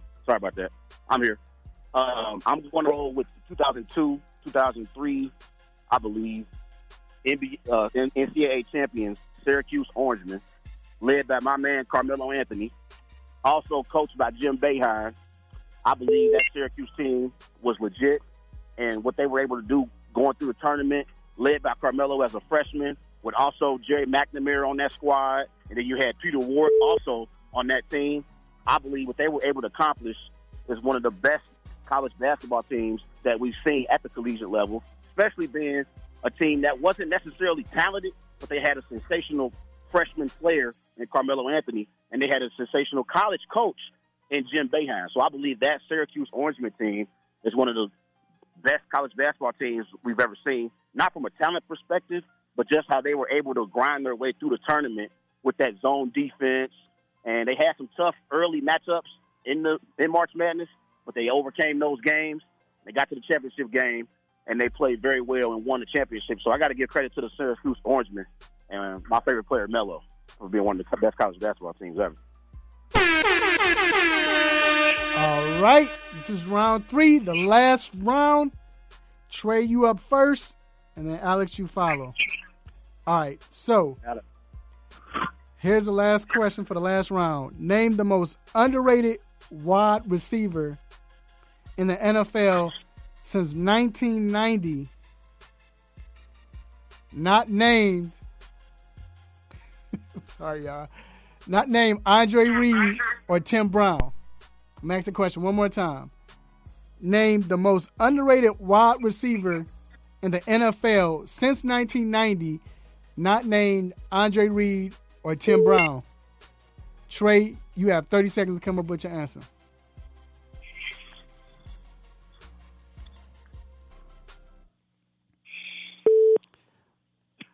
Again, everyone who is listening, if you think you can do this, let me know.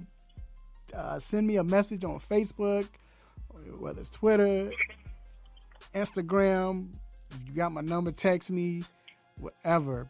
Put it on the post, whatever. I need to know if you think you can do this, okay? Trey, you have 10 seconds.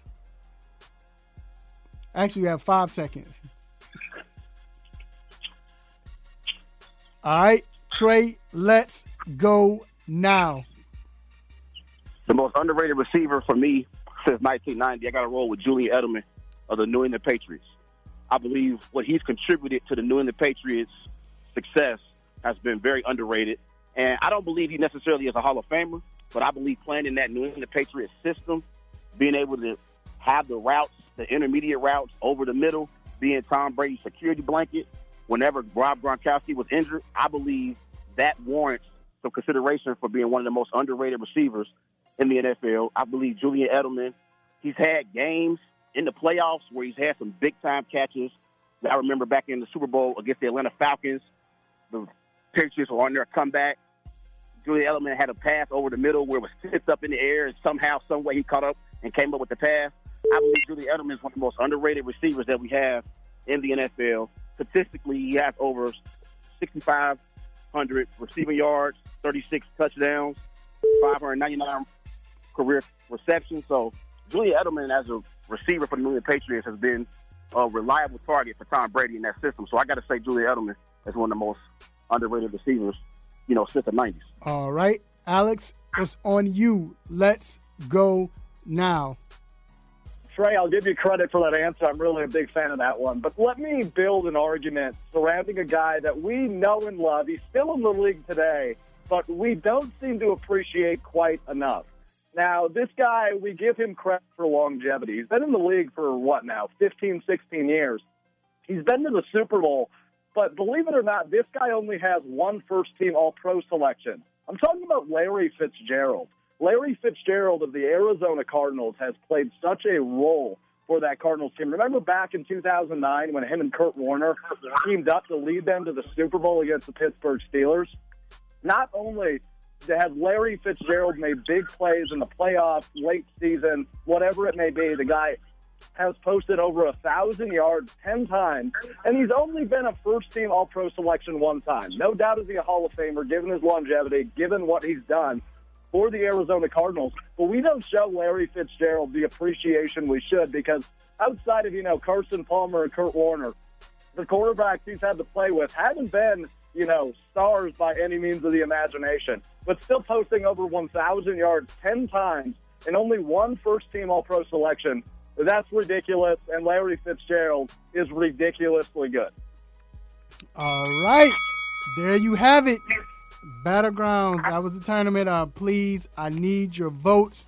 I need your votes. If you're listening now, find a way to let us know who you think won. We're going to play this throughout the week on Facebook, and then we'll calculate votes that way as well. So, all right.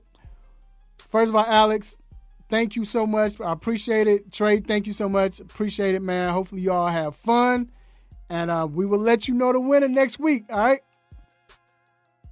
All right, we're going to take a quick break, and we will be right back.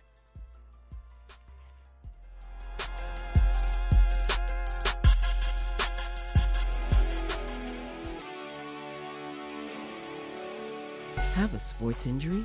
Need to see an orthopedic doctor? Ortho Atlanta is one of Metro Atlanta's largest orthopedic and sports medicine practices, providing orthopedic and sports medicine care for the whole family.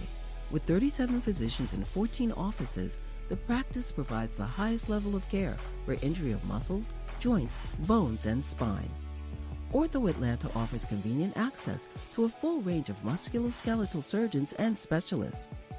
Ortho Atlanta also offers on-site physical therapy, pain management care, MRI imaging, and workers' compensation care. The Ortho Atlanta surgery centers in Austell and Fayetteville provide cost-effective, same-day surgical procedures in an accredited outpatient center. Hip, knee, shoulder, back pain? Ortho Atlanta has you covered with specialists in all areas. Same-day appointments, orthopedic care for the whole family. Ortho Atlanta, Atlanta's choice for orthopedic and sports medicine care. Learn more at www.orthoatlanta.com. What's good, family? I'm Marlon Sucker Free Jones of Sucker Free Life LLC, and I'm locked in every Saturday to the best sports show on the planet, the 3-point conversion, where no team or no player is off limits. So let's talk sports, the best of the best, the worst of the worst, and everything in between. Can you dig that?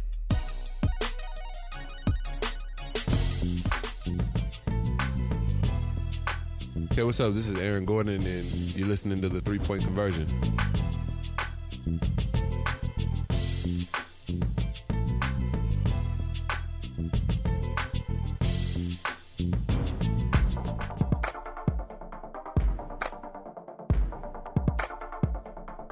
All right, we are back inside the 3-point conversion sports lounge. I want to bring in special. He's not a guest. This is family. He's always on the show, but he is here. My man, Dr. Donna Fowler III from Ortho Atlanta, Orthopedic for Ortho Atlanta. What's going on, sir? Doing well. Just trying to keep busy. Yes, sir. And we appreciate you for coming on because, and I do also have Rick back. We're not bringing Dr. Fowler to come in and talk about injuries because there's nothing going on. But we do have him here to participate in the new segment, Start, Bench, Cut. And we're going to let G take that over. All right, so this is start one, bench one, cut one. And we have so we'll give you a couple of different scenarios in which you'll select which one you would start, which one you put on the bench, and which one you just cut altogether. So the first one, this is from basketball. So we got Sean Kemp, Blake Griffin, and Amari Stoudemire, trio of athletic power forwards. Dr. Fowler, we'll have you go first. Wow, so many different things to weigh there. I'm assuming we're talking Sean Kemp before he got fat, right? Right. All in their prime. This is all prime when they was in their prime. Oh, man. Honestly, wow. In their prime, I'm going to go Amari. I'm going to start Amari Stoudemire. I am going to bring Kemp off the bench, and I'm going to cut Blake Griffin. I guess everyone has their issues there. Amari Stoudemire, microfracture, had knee troubles, but I think at his best, I would want him on the court for that reason. So. All right, can I say something real quick? See how Doc is? Doc got to go back to his profession. He's like, got the microfracture. I thought he was about to go in like, what happened was the little bone. But go ahead. Go ahead, Rick. Okay, I'm starting Kemp. I'm going to bring Stard off the bench, and I'm cutting Blake. Blake has nothing clutch for me.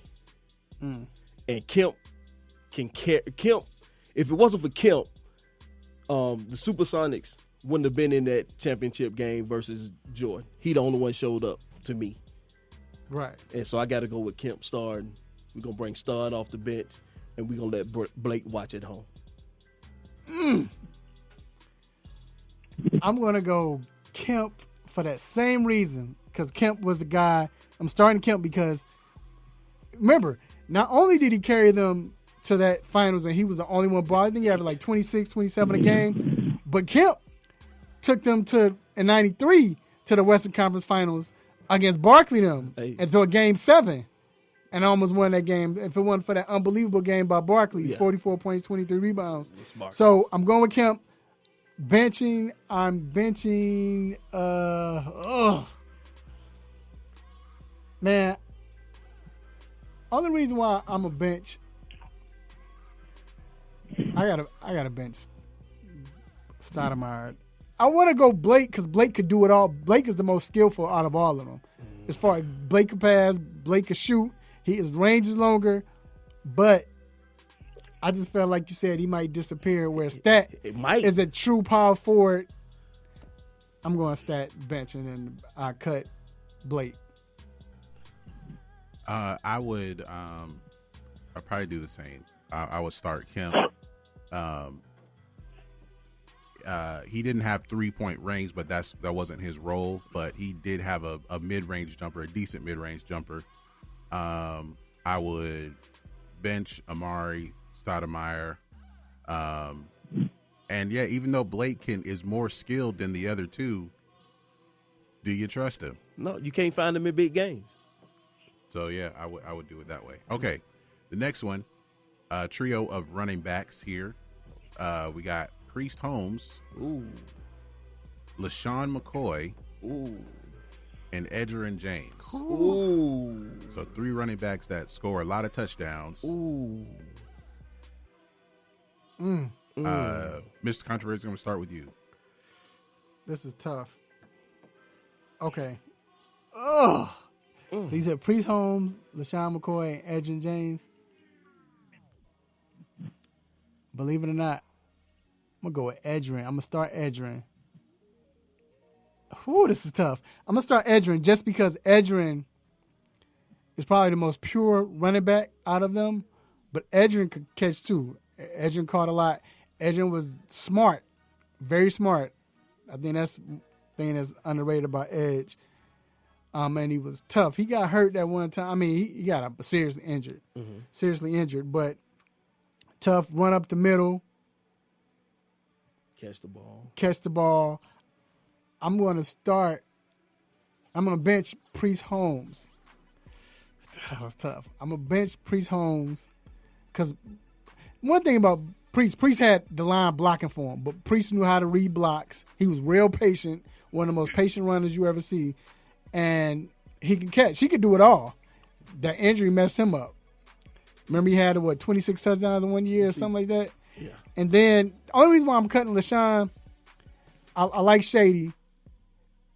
Shady, he can run up the middle, but Shady going to get on my nerves with holding that football like a loaf of bread. You know what I'm saying? Like, that irks me. He might fumble or something. And he never fumble, but that gets on my nerves. So that's what I'm going with. Rick? I'm going with the same starting edge. Bringing Priest Holmes off the bench, and simply because Priest Holmes is probably one of the most underrated running backs to ever play in the league. When he was in Kansas City, he came up behind who was the running back? I can't think his name, but he got hurt and had to sit behind him. And then when he went to Baltimore, was it Baltimore he went to? Yeah. And then Jamal Lewis was there, and he had one good year. Well, he was behind Jamal Lewis first. Yeah, and then and so either way, he was very underappreciated. When he was at Texas, he was behind Ricky. Yeah, that's what I'm saying. He's always been behind somebody, and I'm gonna give him his love right here. I'm gonna bring him off the bench, and I love Shady, but I'm gonna sit Shady. I'm not even gonna let Brain Shady to this one. All right, Dr. Fowler, what do you think? I'm going to flip a little bit. I'm starting Priest Holmes. I don't think he did it as long consistently, but it's taken in the prime when he was the guy in KC. I think he did it better than most, and then I'd probably put Edge coming off the bench, consistent, always knew what you're going to get, and I'd cut Shady. He's obviously very talented, but a little boomer bust sometimes with his games and stats. So love for Shady. Yeah, I would agree with Dr. Fowler. I would start Priest Holmes and then bring Edgerrin James off the bench. Even though Shady did run for 200 yards in the snow, like a foot of snow, yeah, that's not enough to overtake the other two. So, yeah, I cut him. All right, so next one we got a trio of point guards here, Hall of Fame point guards. We got Jason Kidd, John Stockton, and Steve Nash. Ooh,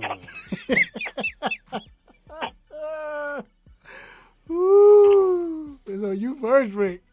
Rick, start with you. I'm starting John Stockton. Starting Stockton, and I'm bringing J Kidd off the bench because I watched J Kidd. He came to Athens for a McDonald's All-American game.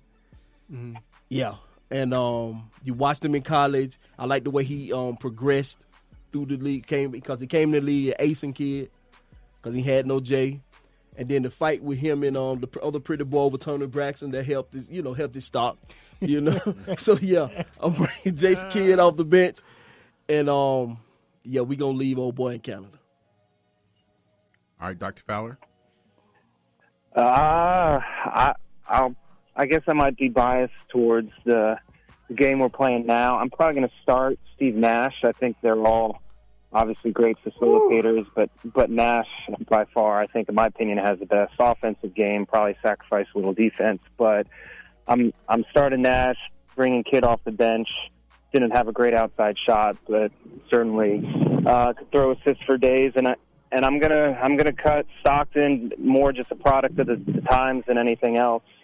Great for that era and pick and roll, but I guess I'm gonna stick with that. Ooh. All right, I'll go here. I'm gonna start Jason Kidd because he could rebound and start the break. I didn't see Stockton or Nash do that very much. I would bring Stockton off the bench, if I needed, 6 fouls to use, because even though Stockton's known for the assists and the steals, he had a lot of tricks of like elbowing people and he could set good screens. And he's a lot of people consider as players they'll say he's a dirty player, but sometimes you might need that kind of goon on your team. And I cut Steve Nash, even though he's a great offensive player. If I need some defense, I can't depend on him.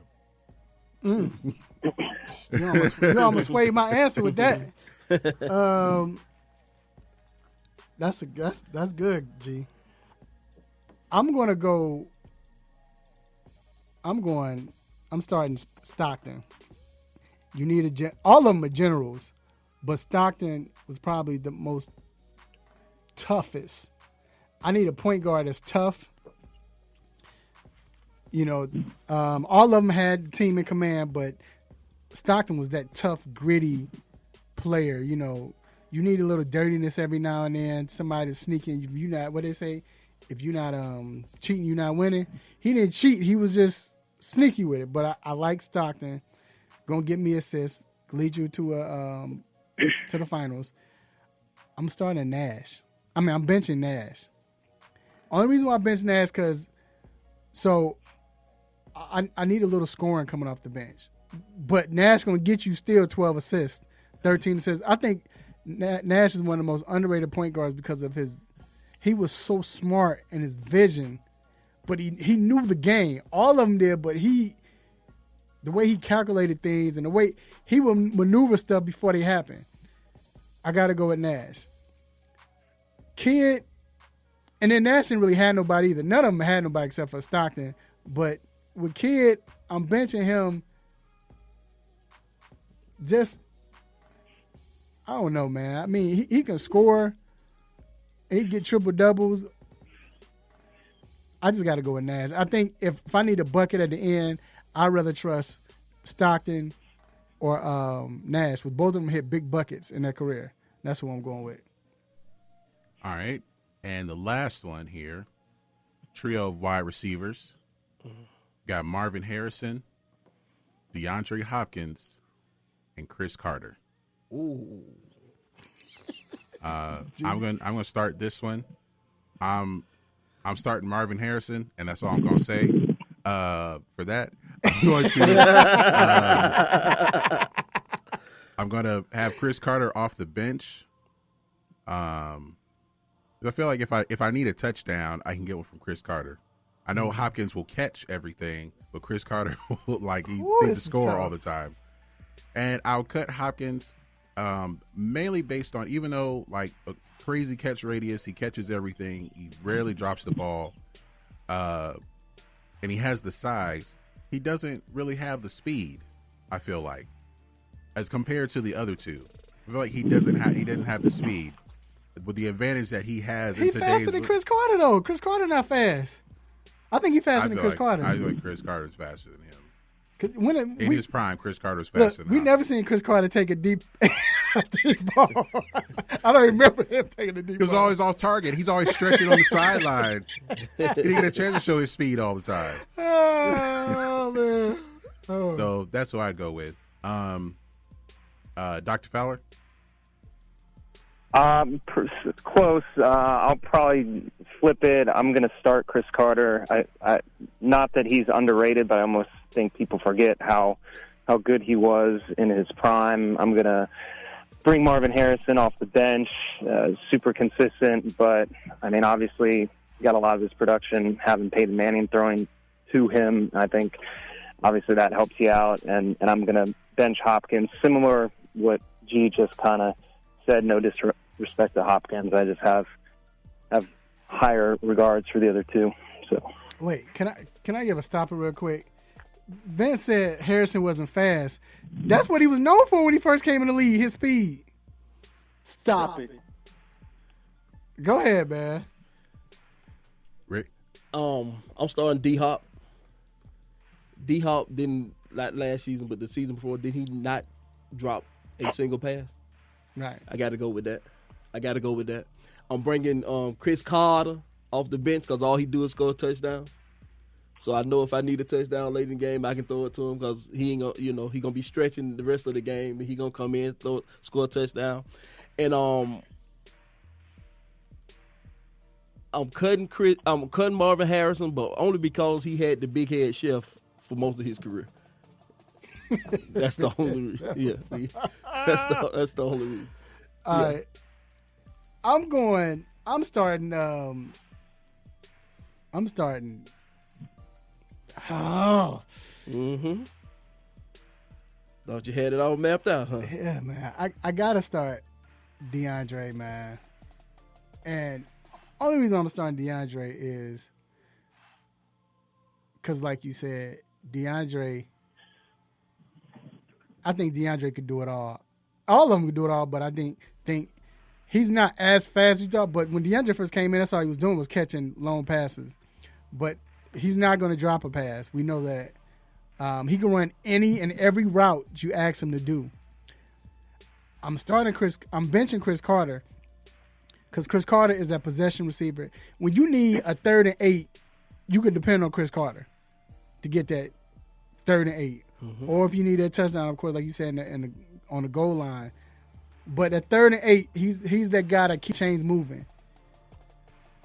The only two reasons why I'm a bench your boy Marvin Harrison. First reason, we saw DeAndre Hopkins and Chris Carter play with bum quarterbacks. Chris Carter played with Brad Johnson, and then I think I quarterbacked the Houston Texans with DeAndre. But every year he balled out. Chris Carter balled out. Marvin Harrison had the luxury of playing with your boy. The big head sheriff. And then, I ain't gonna lie, man. I just don't want to have to worry about nobody putting a gun in my face or something like that because they ain't playing. Dude, are you serious right now with what you said?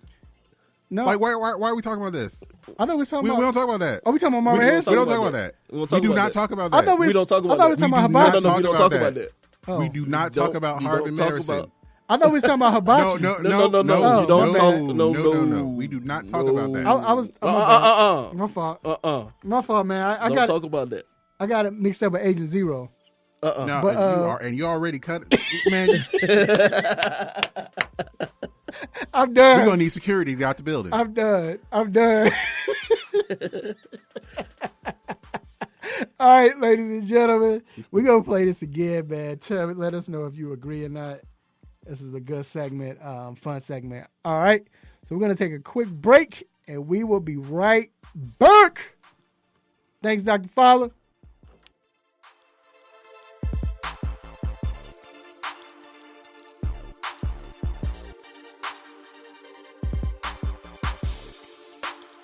Hey folks, Handsome Josh is here to reveal some big news to all the AM 1100 listeners. I have an app. That's right, you can now check out all your favorite programs right here on The Real with the Real 1100 app. Whether it's sports, entertainment, or lifestyle, the Real 1100 definitely has you covered. So why don't you just tell me how much it's going to cost me? And here's the best part. It's available in your Google Play or Apple App Store, and it's free to download. Actually, you can count me in on this one. So download the Real 1100 app today and stay in tune with The Real.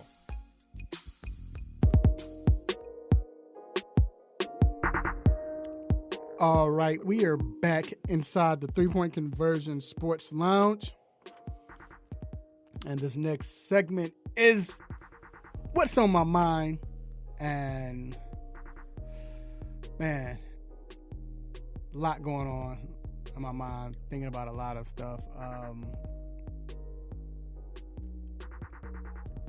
Thinking about right now, we're about to, in a sense, miss the NFL draft. We missed the NCAA tournament. Right now, this would be today. The Final Four will be played right now, and then it's strong possibility, we're gonna miss the NBA playoffs. We're gonna miss start of baseball. I'm trying to think, man. What would I miss the most? Like during this time, what did I miss? And I say it's the NCAA tournament.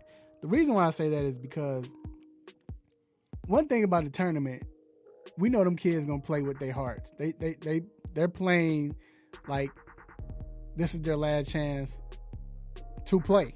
You know what I'm saying? They played it all year long, but it's something about the tournament that we missed, that to watch guys, unsung heroes, people you don't know about, hit big shots or make a big defensive stop or dive for the loose ball. You know,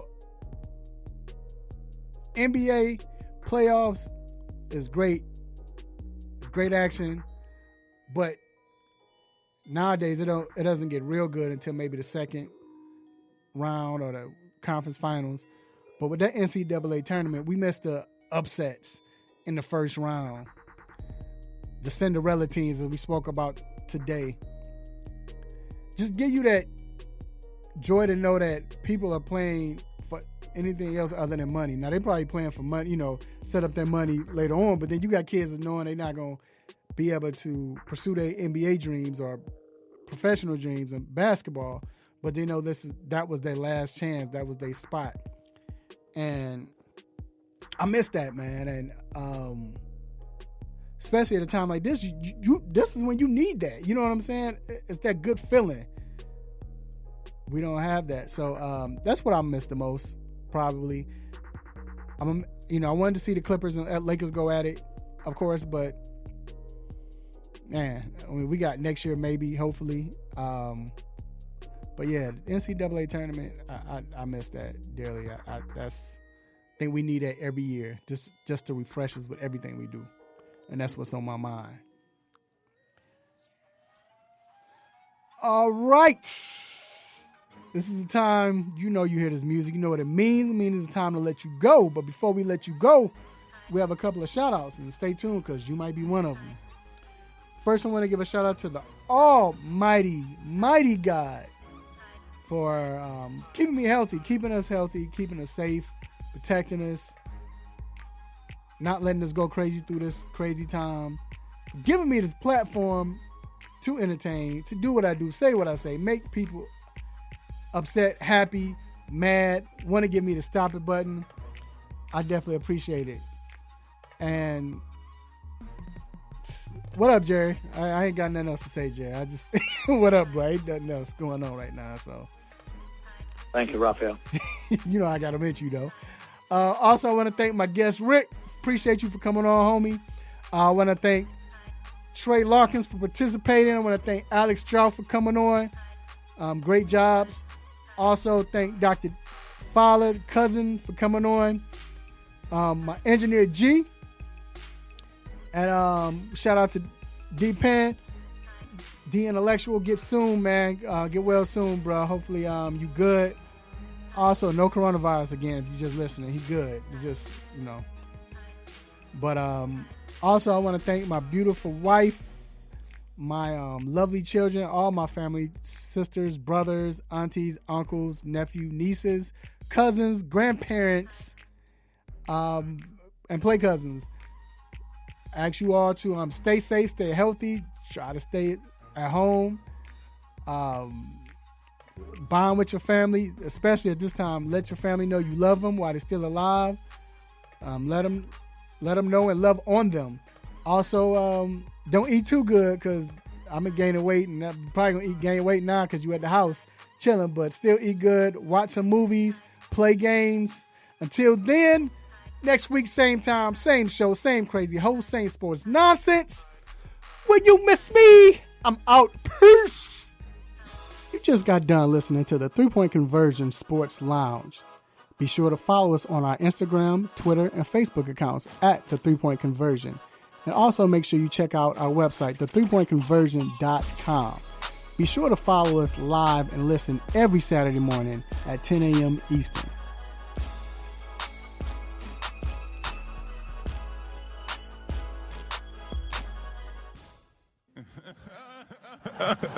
You're going to learn today.